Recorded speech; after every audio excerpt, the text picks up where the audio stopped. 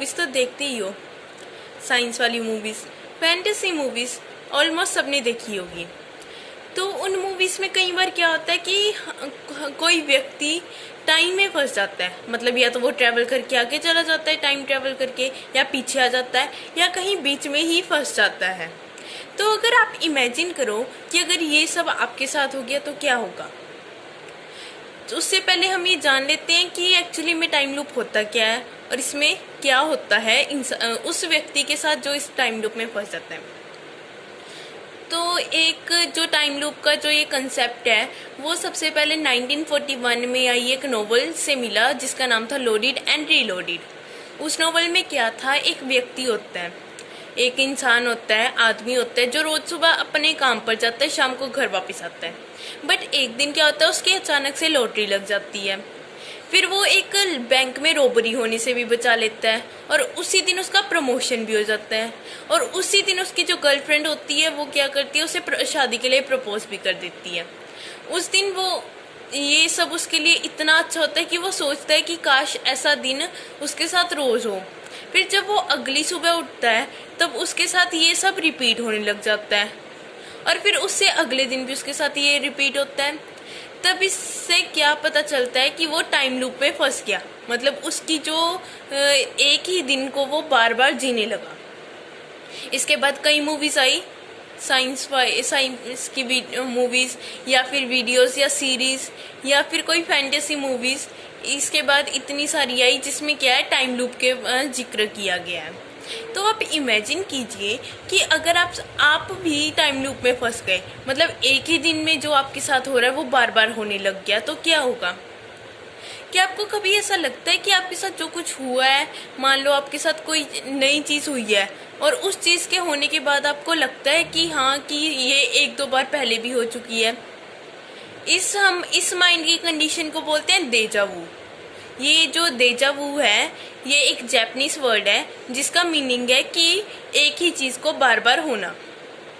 तो क्या आप सबके साथ या आप में से किसी के साथ भी कभी ना कभी ऐसा तो हुआ होगा कि आपने एक काम किया जिस काम को करने से लगता है कि हाँ आपने ये पहले भी किया। और जो ये डेजा वू नाम की सिचुएशन होती है ये कभी कभी इतनी क्रिटिकल हो जाती है कि जो हमारा माइंड है वो हमारे लिए हमारा खुद का टाइम लूप बना लेता है। मतलब वो अपने आप ही इमेजिन करने लग जाता है कि हाँ ये काम हम रोज करते हैं और एक बहुत ही ज़्यादा क्रिटिकल सिचुएशन में फंस जाता है।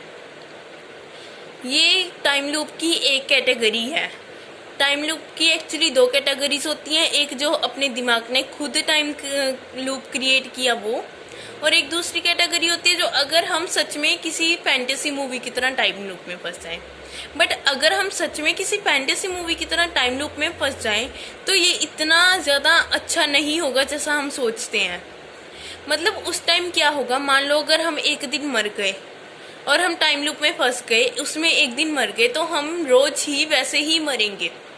वो इतना ज़्यादा भयानक हो सकता है जितना हम सोच भी नहीं सकते। और ये टाइम लूप में फंसना कुछ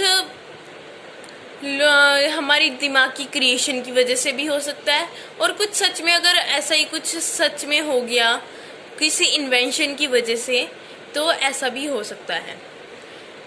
बट अगर आप सच में किसी टाइम लूप में फंस गए तो आप अपना टाइम वेस्ट मत कीजिए, क्योंकि आप नए नए इन्वेंशंस कर सकते हो, साइंटिफिक एक्सपेरिमेंट कर सकते हो, या आपने कभी जो नहीं किया जो करने की इच्छा है वो कर सकते हो, क्योंकि उस टाइम आपके पास टाइम क्या होगा, अनलिमिटेड।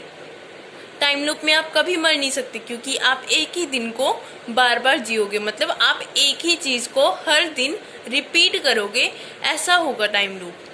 और अगर आप ये टाइम लूप आपके दिमाग के द्वारा बनाया गया, आपके दिमाग की क्रिएशन है, तो ये बहुत ही ज़्यादा क्रिटिकल हो सकता है बाद में जाके, क्योंकि इससे मेंटल डिसऑर्डर हो सकते हैं।